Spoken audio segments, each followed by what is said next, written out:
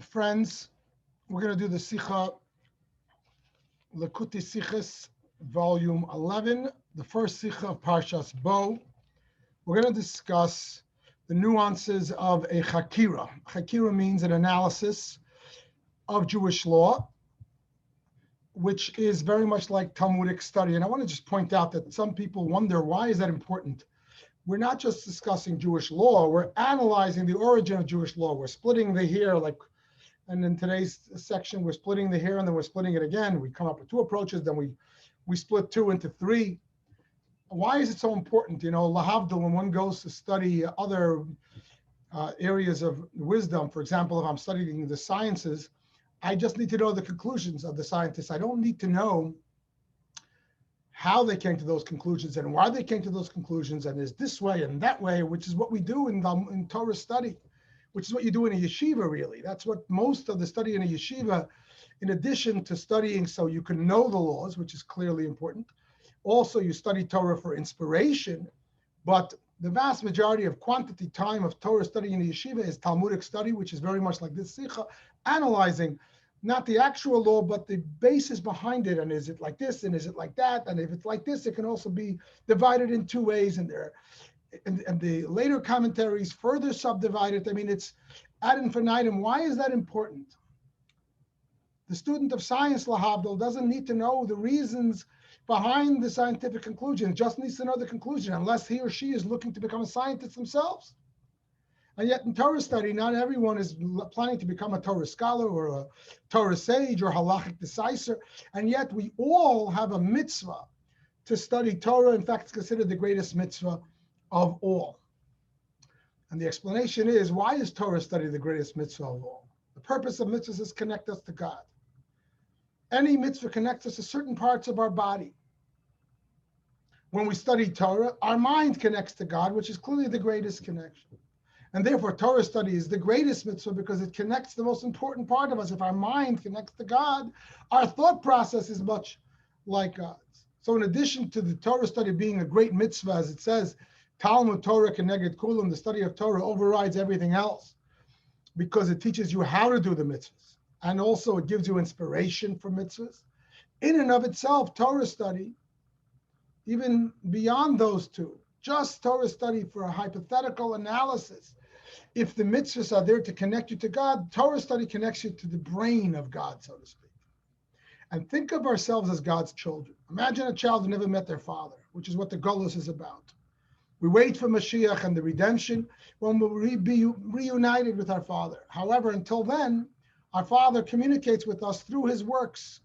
He gives us a book called Torah, and he tells us his likes and dislikes. And he gives us a lifestyle to live, which is in accordance with his wisdom, and we live accordingly.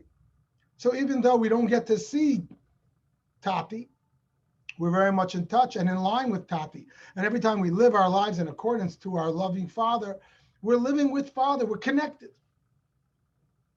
However, being if it's a child-father relationship, you don't want to just know the conclusions. What would Daddy tell me to do at this time? But I want to know how Dad thinks.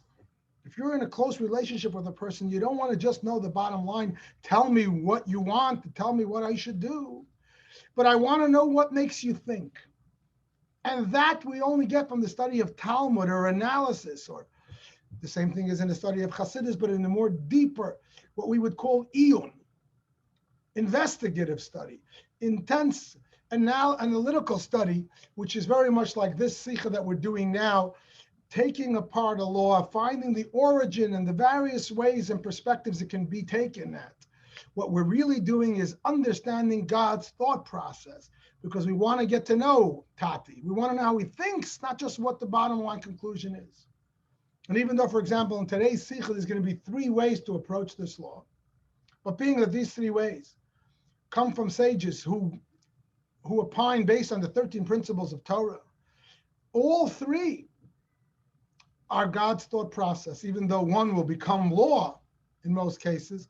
All 3, and if there are 5 opinions and derivatives and later commentaries, all of them are worth spending time on, because all of them are bona fide approaches of Torah, which really means all of them are thought processes of our Father in heaven, and therefore considered to be the deepest connection to Hashem, the mind connection.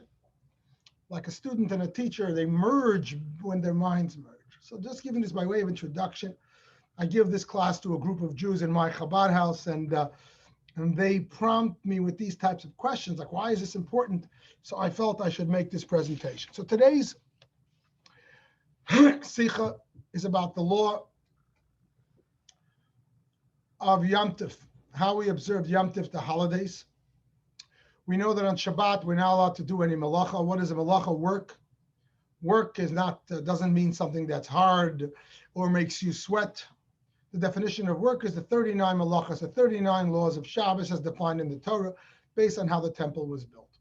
And on Shabbat, all of these 39 laws are prohibited. What about on the holidays? It's the same thing. The laws are prohibited. In fact, the holidays are referred to in the Torah as Shabbaton, as a form of Sabbath. And therefore, yes, they're also prohibited. But there's an exception. On the holidays, anything to do with food preparation becomes permissible. Because the Torah wants us to have joy on the holidays. On Shabbat, it's more about pleasure. On the holidays, the emphasis is joy. And it's not for now, but joy means it's more revealed, it's more experienced. And therefore, on the festivals, you are allowed to do any of the 39 laws that involve food preparation, because food preparation brings joy. You have to have a festive meals and you have to enjoy them, and therefore they're allowed on holidays. And that becomes the main difference between the holidays and Shabbat. While on both you're prescribed from doing melacha, the works, the exception is food preparation, which is permitted on the holidays. And this is based on a Torah verse in today's portion, Parshas Bo, where the Torah first introduces us to the concept of the holidays. Because it's the first holiday, the Jews are still in Egypt, they're about to leave, and they have to know how to celebrate Passover. So even before Sinai, the Torah introduces them to Pesach, and God says, you're going to have a holiday, and it's a 7-day holiday, but the first and the last day are holy convocations when you're proscribed from work. The middle days are Chol HaMoed, so they're not proscribed from work. And we need to know the rules. And the Torah tells us right then and there, no work shall be performed on those days. However, work that involves food preparation is permitted. These laws are repeated again in the book of Leviticus, again in the book of Numbers, but let's focus on Leviticus, when the Torah then, post-Sinai, gives us a collection of all the holidays in order. It talks about the laws of Shabbat, and then it goes through all of the holidays around the calendar cycle. And there too, it teaches us this distinction between holidays and the festivals. It words it a little bit differently. Over there it says on Shabbat, don't do any work, period. When it comes to the festivals, it says, by Shabbat it says, lo tasa kol melacha, no work.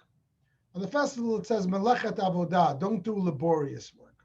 So it gives it an adjective, which means that it means laborious work is proscribed on the festivals. However, pleasurable work, work that's there for the food, is permissible. So these become the two verses upon which this law is based.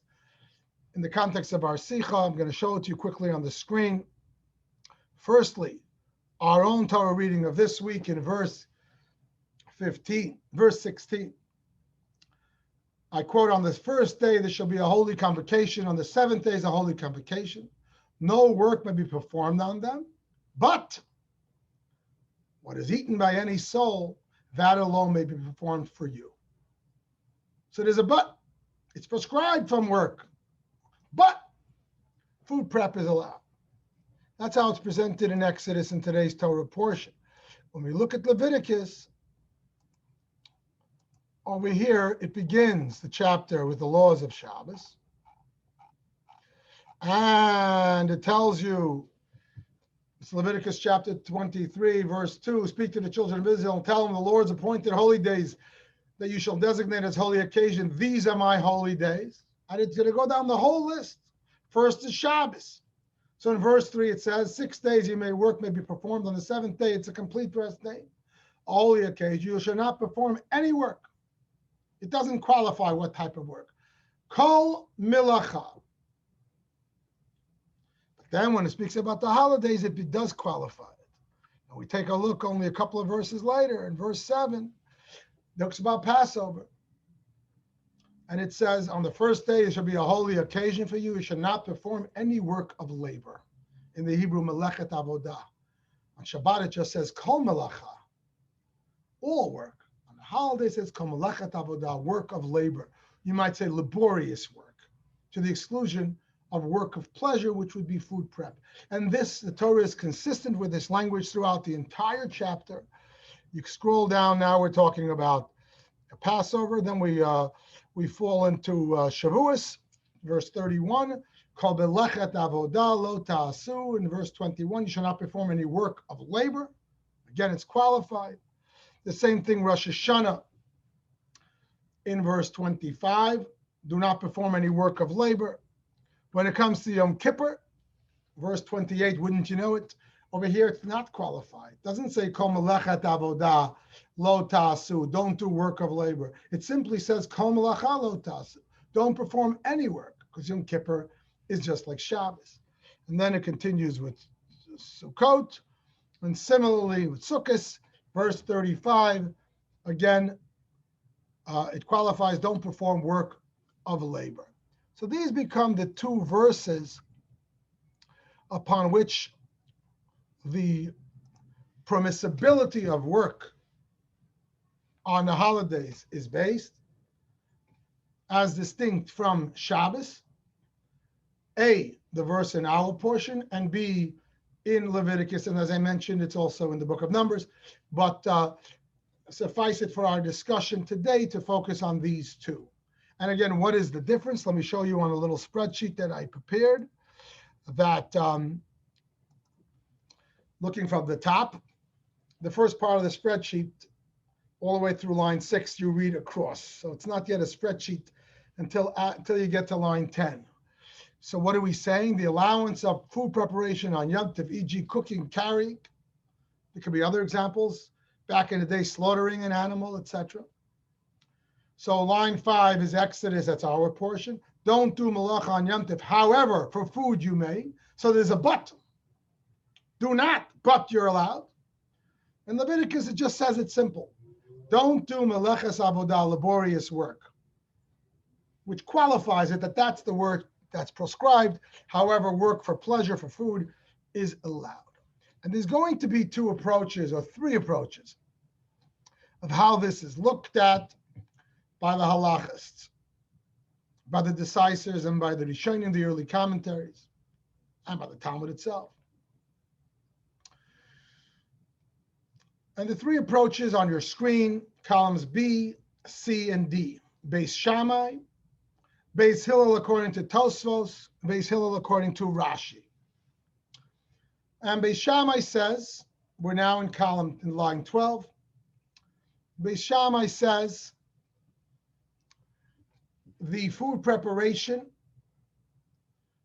on Yom Tov is prohibited, just like Shabbos. However, it's been allowed for the sake of joy. It's really a prohibition, but that prohibition is overridden in order to celebrate the holiday. That's one side of the equation, one extreme.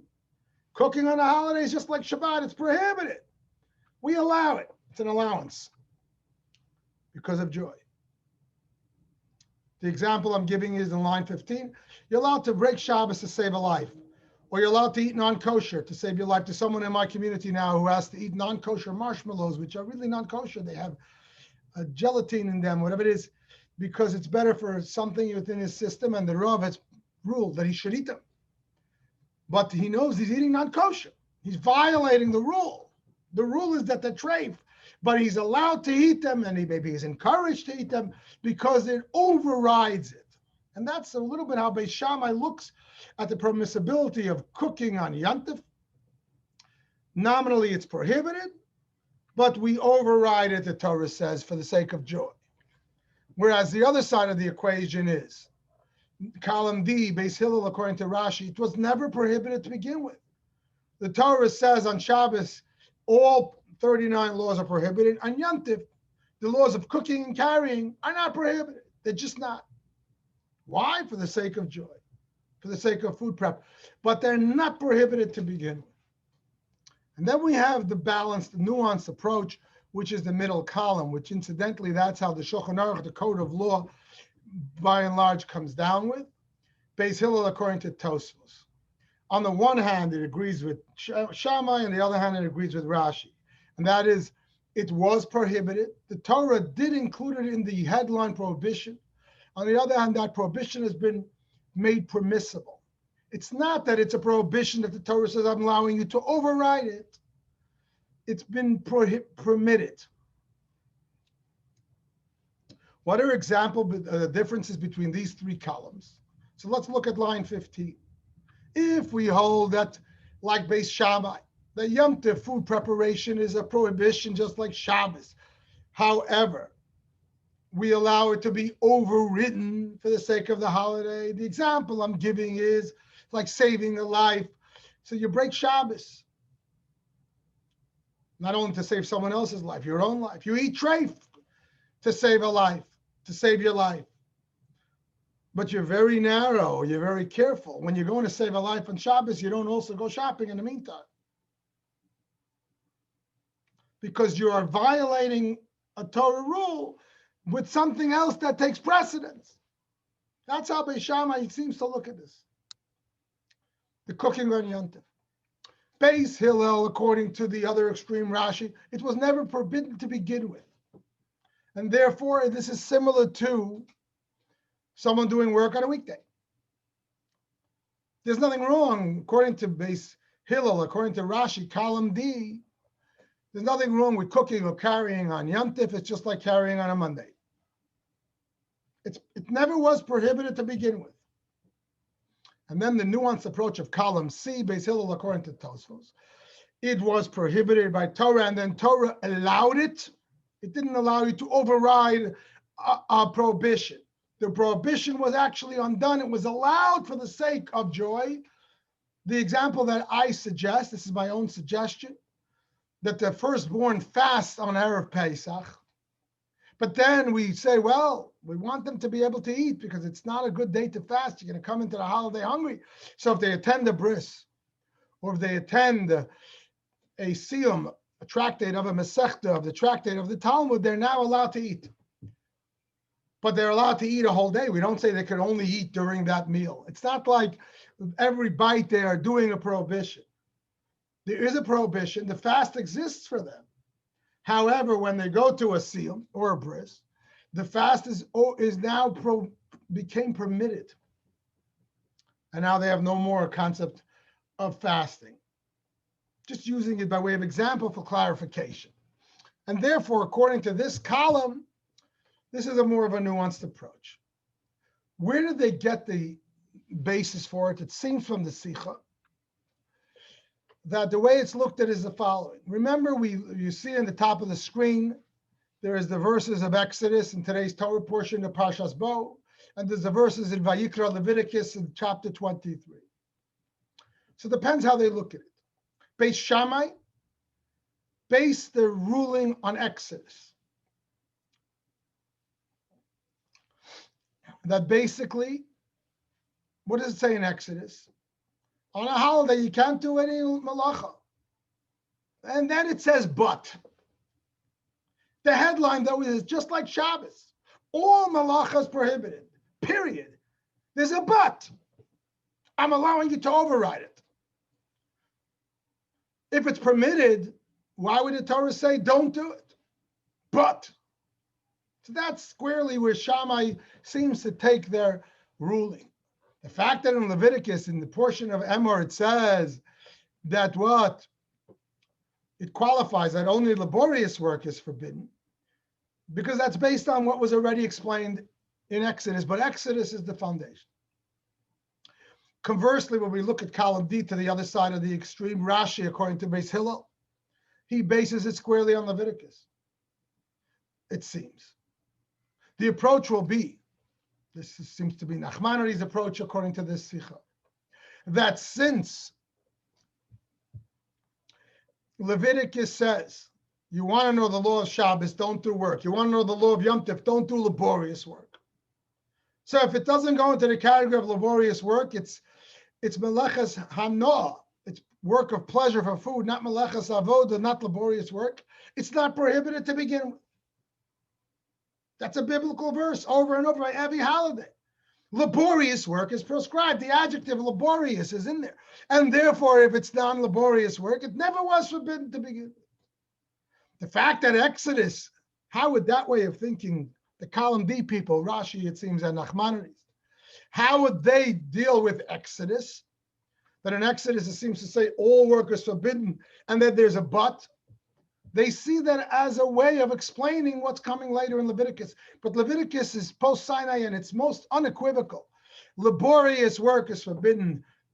Work of food never was forbidden to begin with. It's like working on a weekday. Whereas, according to the middle column, the column C, the nuanced approach, Tosfos, according to Beis Hillel, according to Tosfos, it seems that's a combination of both verses. On the one hand, there's Exodus. There is a concept of the prohibition. That verse stands, so to speak. No work shall be done. That's a headline. There's a but. There's a permissibility, but the permissibility is so much that it becomes permitted to the point that when we come to Leviticus, the Torah doesn't bother repeating that but, and the Torah just to begin with says laborious work is prohibited, non-laborious work is permissible. However, the process that we got to Leviticus is Exodus. Why did it become only prescribed work of laborious work? Because of what it says in Exodus. But in essence, all work is prohibited as per Exodus, but for food. And that becomes the middle column. So we have the three approaches, and we have also the biblical verses as their roots, some of which I'm telling you in terms of the biblical basis is explicit in the Sicha. A little bit, the middle column is a little bit of my own extrapolation. And God forgive me if I'm not precise there. The application between these two approaches, what's the application in Jewish law? It's always fun to analyze and split the hairs of where the basis of the law is.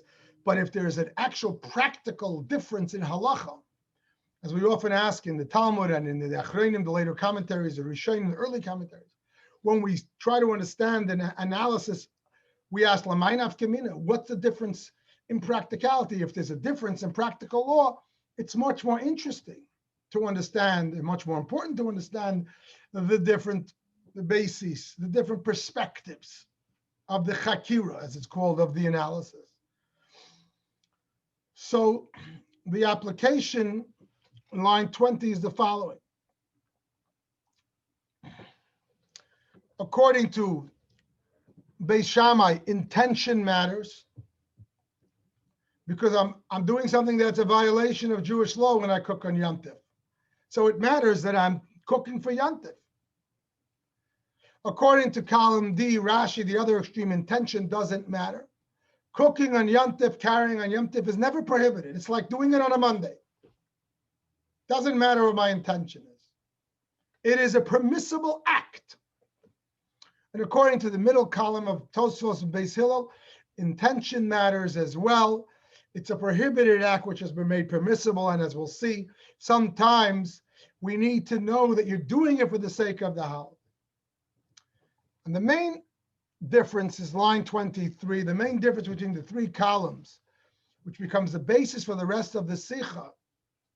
If you get line 23 clear, the rest of the Sicha is just an easy downhill battle.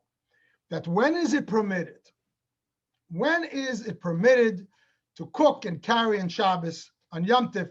In other words, for the sake of food prep, to break the laws that violate Yom Tov, that would violate normally Shabbos on a holiday. When is it permitted? So according to Beis Shammai, it's only for actual holiday food prep.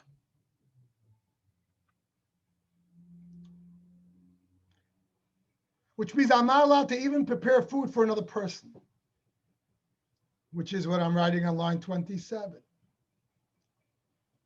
When I'm preparing food on a holiday, I'm violating the holiday. I'm giving it an example, a little bit of extreme. I'm getting into a car to go save a life. I'm eating something treif in order to save my life.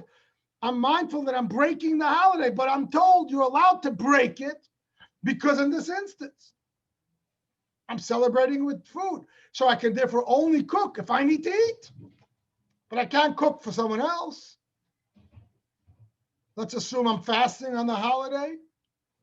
In a case where I'm allowed to, because I had a terrible dream, I'm doing a tainis chalom, a dream fast, or whatever, the rare occasion when I'm fasting, I'm not allowed to cook because cooking is a prohibition according to Beis Shammai. Biblical, just like Shabbos. It's only a prohibition that we override, but if only being overridden for the sake of eating. I can't cook even for another person. That would be a pretty strict way to go, be an issue.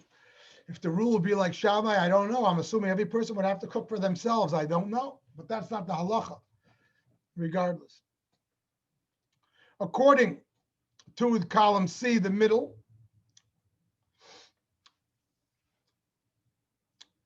when is it permitted? I'm on line 23. When there's some need for Yom Tov, even not directly food related. How does this middle column look at it? There is a prohibition of doing all malacha on Yom Tov, everything. It's been made permissible in order for you to have simcha. But now that it's made permissible, it's a permitted malacha.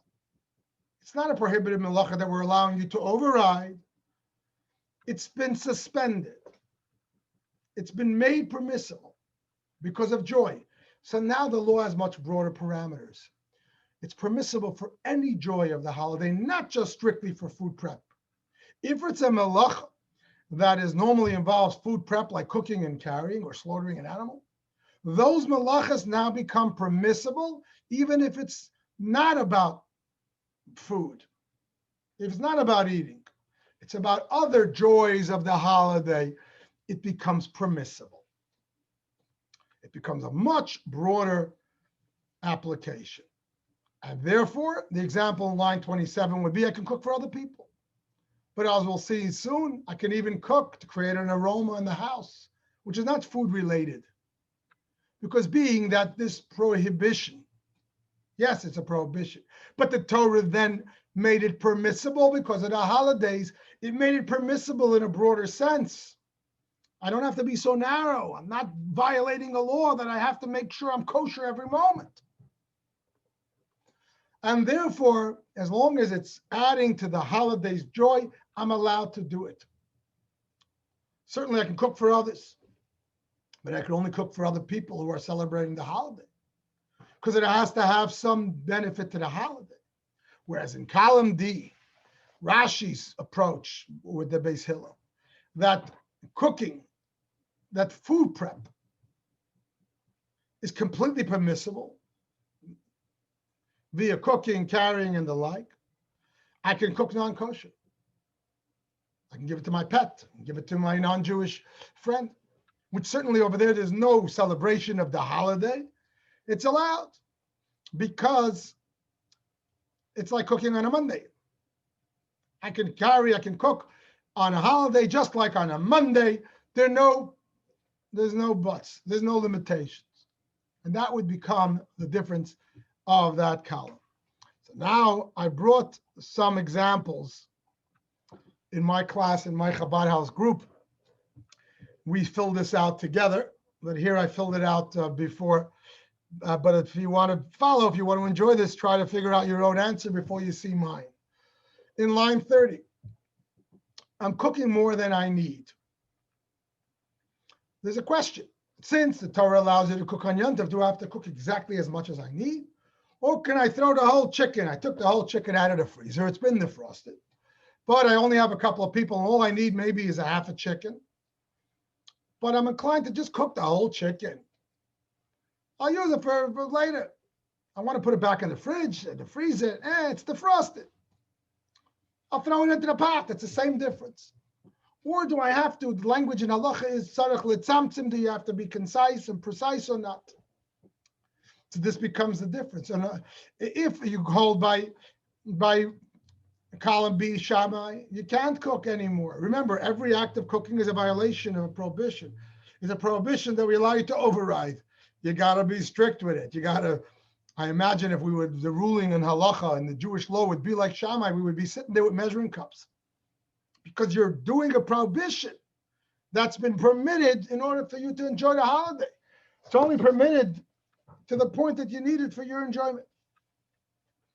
Whereas, according to the other two, if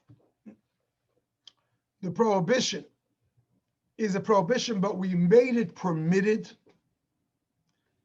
for the sake of the joy, it's permitted. You don't have to be so concise and so precise. We're much looser. Remember, the parameters are broader. So you're cooking the whole chicken, and who knows, maybe another guest will come. It's easier anyway to cook. And this is why the halacha is you're allowed to slaughter an animal, even though you only need a tiny percentage of the animal. Whereas according to column B, not necessarily would you be allowed to. Because in Jewish law, we always go by the majority. The guy doesn't eat 50% of that animal, he needs 5%. He's allowed to if he prefers meat over chicken. And it just, even though it's only a couple of people. But according to column B, no, you got to be precise. Whereas according to column C, where the ruling is, yes, it was a prohibition, but Torah permits it. It's now become suspended. You're allowed to cook on Yom Tov as long as it has some benefit. And there's some benefit of allowing you not to be sitting there with a measuring cup and being precise. Just cook away, it's okay. And certainly in column D, according to the Rashi approach, where it never was prohibited to begin with, cooking on Yom Tov is like cooking on a regular weekday. Certainly you can cook. You can cook 5 cows. Same thing, cooking for the next day. It seems, everything we're studying is all in theory. You need to ask a Rav these questions. But it seems, and this is based on one of the footnotes as well, that cooking for the next day, according to Shammai's ruling, is for sure not allowed because cooking is prohibited. Except what you need. Even according to column C, the Tosfos approach, that it's a prohibition that's been made permissible, so it has to have some benefit for the holiday. I'm cooking for tomorrow has no benefit. You're not allowed. Whereas according to the Rashi approach, that cooking is the Yom Tov is like cooking on a weekday. You're allowed to cook for the next day and cook for the whole month.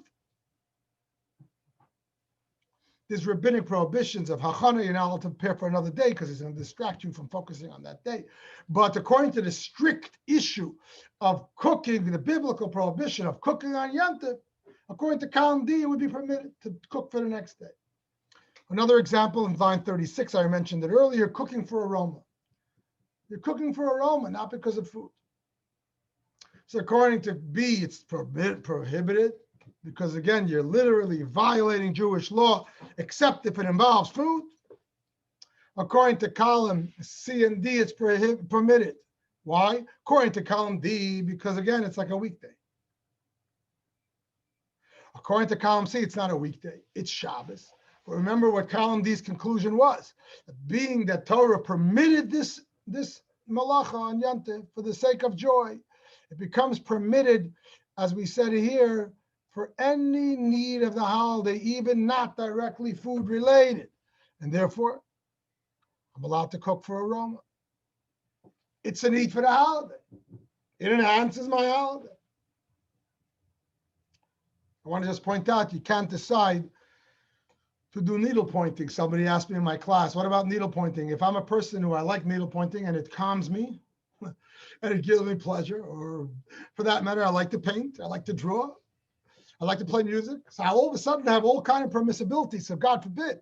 No, the permissibility of Yom Tov is only food related, and therefore it applies to melacha, types of work which relate to food, which is cooking and carrying by and large. Those two laws, according to the middle column, which again becomes the halacha and the Shulchan Aruch, those laws now become permitted across the board. Since it was permitted for the need of food, it's now permitted for any need that enhances the holiday, according to this approach. But not that I could stop needle pointing and painting because it gives me pleasure. Those are laborious works. I don't care your intention. However, food prep work, cooking and carrying, which are needed in order to be able to move around and pick up a bag of sugar and some onions from your neighbor and what have you. And all these things are permitted. And according to this column, it's not like a Monday, but it's been permitted for the sake of Yantif, and therefore you're allowed to cook up for an aroma. You're allowed to cook more than you need, but not for the next day. That's no longer for the need of the holiday. What about line 38, carrying food items? This is much more fun the way we did it in our class, where we filled it out together. Carrying non-food items. You're allowed to carry on Yom Tif, and the reason is, the basis of the law is, because you're allowed to carry for the sake of food. And the sages deemed, halacha deems, that if I'm not allowed to carry, I won't be able to have all the food prep that I need. However, what if I'm carrying non-food items? Carrying my talis, I'm carrying a sitter, I'm carrying a pair of shoes. For example, in our Chabad house, people have to walk a couple of miles to shul. I encourage them to wear sneakers. But they come to shul, they want to look nice in their Shabbos shoes. So some of them will leave their shoes in the Chabad house someplace, in the coat room. On the holiday, they can carry the shoes. Or not. Or what about if I'm going over to your house Yom Tov for lunch, and I remember as I'm about to leave to your house that you lent me a book, a phone book or some other thing months ago, and I forgot to return it. Oh, I'm going to your house, I'm going to return it. I'll throw it into the baby stroller. Are these things allowed or not? So according to column B, which is Beis Shammai, that says that the prohibitions are prohibited. You're violating Shabbos because you're violating Yom Tov by cooking and carrying. But you're allowed to override that violation, that prohibition, because of food. It's very limited. If it's non-food items, prohibited. You can't carry your talis, you can't carry your shoes, your sitter. You may be able to carry a pot, maybe able to carry some sugar. According to the other extreme column, the Rashi's approach, that it's completely been permitted. It never was prohibited. It's like doing it on a Monday. And because the Torah the Torah never prohibited cooking and carrying on Yom Tov. So what's the difference if I'm carrying food items, I'm carrying my talis, or I'm carrying a book that I have to give you back? And then it's not going to enhance your Yom Tov in any way. It's a phone book, but I have to give it back to you. Carrying is not a prohibition on Yom Tov, according to this column. According to the approach of column C, the nuanced approach of Tesis, carrying has been made permitted when it helps Yom Tov, even beyond food. So here it becomes nuanced. And this is very relevant because this is Jewish law. I can carry my talis, I can carry a siddur, I can carry a pair of shoes if I need them, but I can't carry something that I have to give you back because I'm on the way to your house. I might take it anyway. I can't carry books that I'll need for next week. I can only carry what's needed, and this becomes very relevant. You might say that just like you check your pockets on Shabbos, on Yom Tov, if you take your talis bag, check your talis bag. You can't just take your whole talis bag because Yom Tov you can carry. Needless to say, you can't carry a tefillin in your talis bag, but you can't even carry. There's other things. There's your tzedakah money. You also can't carry it. But what about if you have in your talis bag, you have some pens, or you have some papers, or you have some other stuff that the weekday related? You could carry a pair of reading glasses because that's going to enhance your Yom Tov, and that's allowed according to the middle column. But if there's something in that talis bag that is, you know what I mean, just even maybe it's a Torah book that you're not using on Yom Tov, you probably shouldn't carry. You probably should take it out of the talis bag. Only if it's needed that day. The same thing is carrying keys. We had a lot of fun in my class when we prepared this chart in real time. Carrying keys. So it's very clear in column B. You can't carry keys on Yom Tov. You can't eat keys. The exception would be the challah keys, the shlisel challah. But keys are not food items. You can carry challah. You can't carry keys. And that would be biblically proscribed according to this opinion of Shammai. Conversely, according to Rashi's opinion, you can carry keys all day long. Carrying is permitted on Yom Tov. And according to the middle column, you can carry, and this is important that people don't know, you can carry keys that are needed. And that's why, for example, if you have a ring of keys, typically, I know myself, I would come to shul, to Chabad house on Yom Tov with the car before Yom Tov. And you leave the keys in my stender, like you do on a regular Friday night, and you pick it up at the end of Shabbos. But on Yom Tov, what would I typically do? I would take off the car key because it's muktzah, you can't carry it. I would take off the car key, the clicker, and I would leave my whole bunch of keys. Key to the shul, key to my house, key to the key to my storage room, all kind of keys, and I would walk home with those keys all Yom Tov because I'm not carrying anything that's prohibited. But that's wrong. According to column D, it's okay. But according to column C, according to Tosfos, which this is Jewish law, you need to be careful. You have to look at your ring of keys before Yom Tov if you in fact plan to carry them around. And you can only use the keys, carry the keys that you need. The key, in my case, the key to the house, the key to the shul, and that's it. The other keys that you're not going to use on Yom Tov, and you and I know those keys you don't really end up using much at all. You certainly can't carry it around on Yom Tov, even according to column C, because there is a prohibition of carrying on Yom Tov. Only Torah permits it. It's made it mutter. It's not nidche. The language of the halacha is that column B is nidche, that we override the prohibition. And on column C, it's mutter. We permit the prohibition, but the prohibition is still existent, and therefore it has to have a need for Yom Tov, even if it's not strictly for food. Line 44, and this I'm saying again, you have to check with your local Orthodox rabbi. It's not a halachic ruling, but it seems from the Sicha and footnotes that perhaps one might argue that what about if I have a job as food prep? I'm invited to come as a waiter or a cook or a mashgiach at the big Pesach program in Florida. It's after Corona and everybody's going to make the money that they didn't make last year over the programs. And I come as a waiter or a cook. Is that allowed? Now, we're not discussing now the permissibility of getting paid for a job. That's a separate discussion.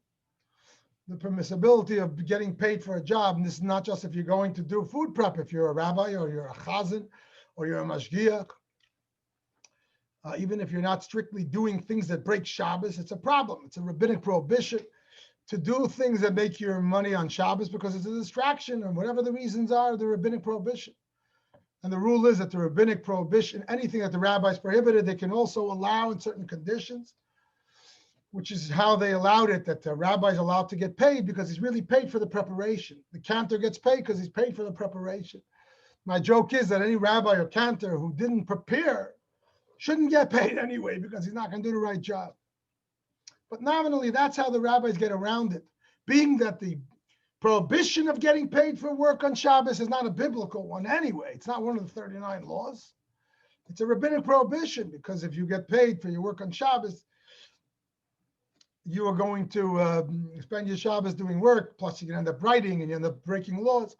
It's a very strong prohibition, but albeit not one of the 39 laws. So the sages said, look, if you're getting paid for the prep, we'll allow it.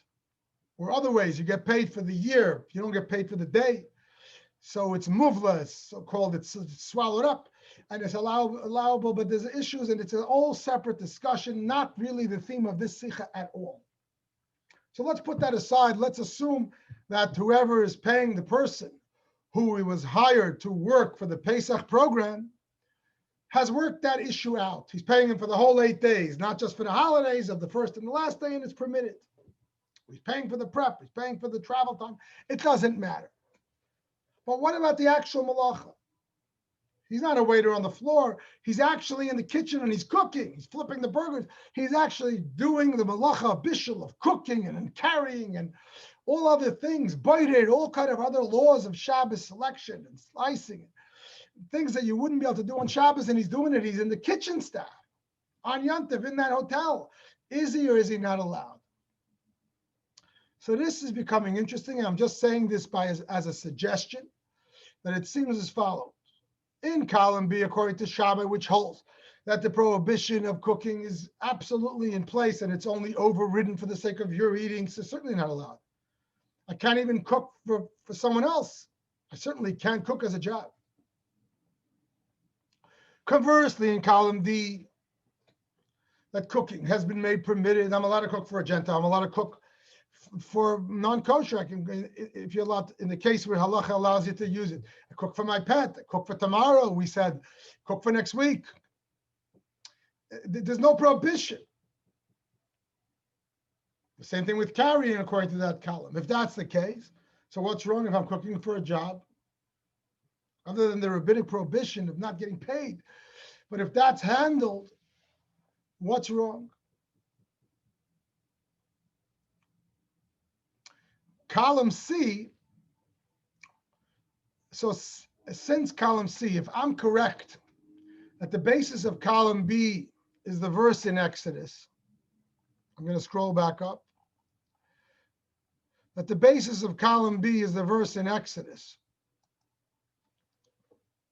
which proscribes work on Yontif and then permits food. And the basis for column D is the verse in Leviticus that, to begin with, only proscribes laborious work, and therefore non-laborious work, food and carrying, is permitted to begin. Whereas in the middle column, it's a combination, it's a hybrid. That's a very popular word nowadays. It's a hybrid between Exodus and Leviticus, which means it's essentially it's prohibited, but now we permit it, and we permit it only when it's non-laborious. And that's how we sort of combine both verses.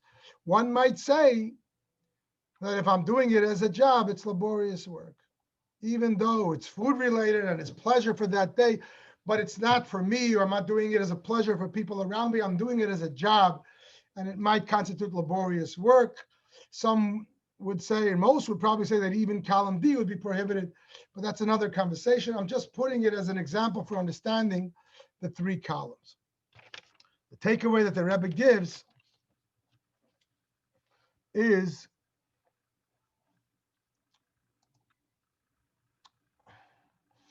the shir lasted longer than I had hoped, but the takeaway that the Rebbe gives is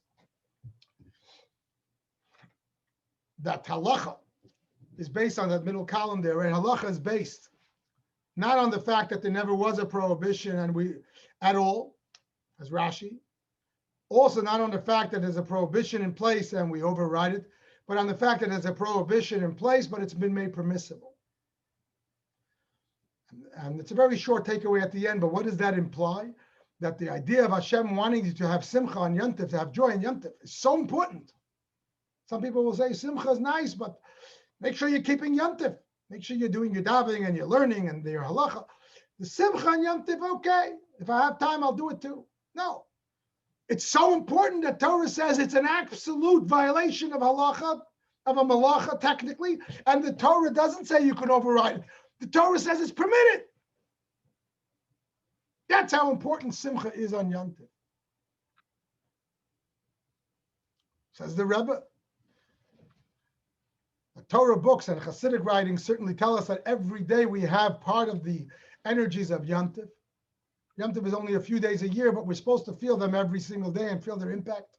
And therefore, every single day, says the Rebbe, this points to the importance of simcha in our service of Hashem. In the footnote, he points to the Rambam, Hilchos Lulav, which says that the Avodah Gedolah, it's an awesome thing, and it's an important thing, and a challenging thing to serve Hashem every single day with joy. This is the end of Hilchos Sukkah Lulav, the end of the laws of Yom Tov. Why does Rambam segue into the fact that a person should feel the joy of Hashem every single day, especially when they do a mitzvah and even otherwise? Why is it in the laws of Yom Tov? Because Yom Tov is every day. There's a spark of Yom Tov every day. And the Rebbe it's said very short, but I think it needs to be elaborated on and personalized, that Hashem Torah is teaching us that simcha every day serving Hashem with joy, living every day with lightheartedness, with optimism, with positivity is so important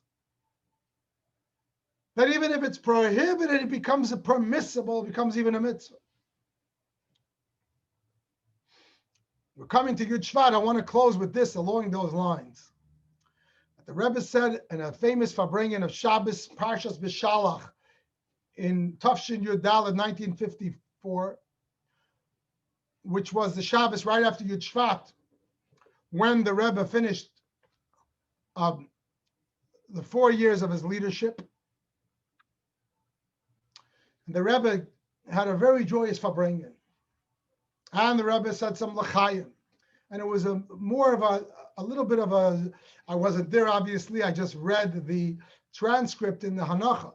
But it was more of like a Yom Tif ticker, almost like a Simchas Torah type Farbrengen. There was a lot of joy and openness. And the Rebbe, who accepted the leadership, very, very resistantly and humbly throughout all the years, and certainly the first years, but in that Farbrengen, the Rebbe sort of embraced the leadership with a joyous thing. And the Rebbe spoke then that there is, just like a person has a vineyard. For the first 3 years, it's arlo, or a field, fruit trees, orchard. First 3 years, you cannot use it. And even the 4th year, it's not an avoy. And you have to eat it with certain conditions. But after the 4 years, it's yours to keep. The Rebbe similarly implied that the Kerem Chabad, the vineyard of Chabad, and the leadership that was imparted, the Rebbe didn't go so far as to say that it was given from the previous Rebbe to himself, but that the previous Rebbe is the owner, and he is the one, the caretaker, the shepherd, who's been given the job to take care. And the Rebbe's humility, equal only to that of Moses, worded it in that fashion. The owner, the Baal HaKerem, and the owner of the vineyard being the Frierdiker Rebbe, the previous Rebbe, gave us, so to speak, referring to himself, that he's the caretaker of this vineyard. The first 3 years, it's not yours yet. Even the 4th year, it's still qualifications.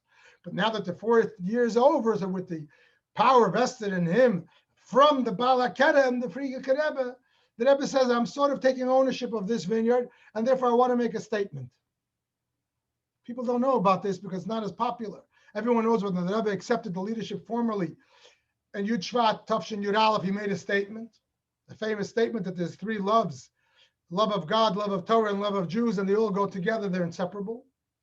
The Rebbe made a statement in Tafshin Yud Dalet when he finished the 4 years. And the Rebbe said this: all those of Anash, Chassidim, we know to the Rebbe every year is Chassidim, all those of Anash who weren't blessed with the bracha of having children, Zara Chaya v'Kayama, should be blessed with Zara Chaya v'Kayama, blessed with children. All those of Anash who weren't blessed with Parnasa Barachava, with livelihood in abundance, should be blessed with Parnasa Barachava, should be blessed with livelihood in abundance. Very powerful statements the Rebbe was saying on such a Shabbos. He's sort of commanding the heavens with the power of his Nesias that was given to him, that this has to take place. And then the Rebbe said one more thing. One more thing. What do you think that thing is? He commanded heavens that whoever needs children should have it, and whoever needs parnasa. What's the third thing? The Rebbe said, the Alevas, davon Pottevern from Moden Shchede, zon Pottevern from the Moden Shchede.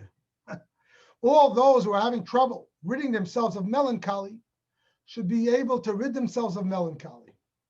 It's an extraordinary thing. The Rebbe puts that on par with the other 2. Because it seems to me that the Rebbe's Nesias, the Rebbe's approach, was besimcha. And even though in former generations, even among Hasidim, which are known for their simcha, there was a place of melancholy. Even in Tanya, there's a place for making a self-reckoning that brings you down.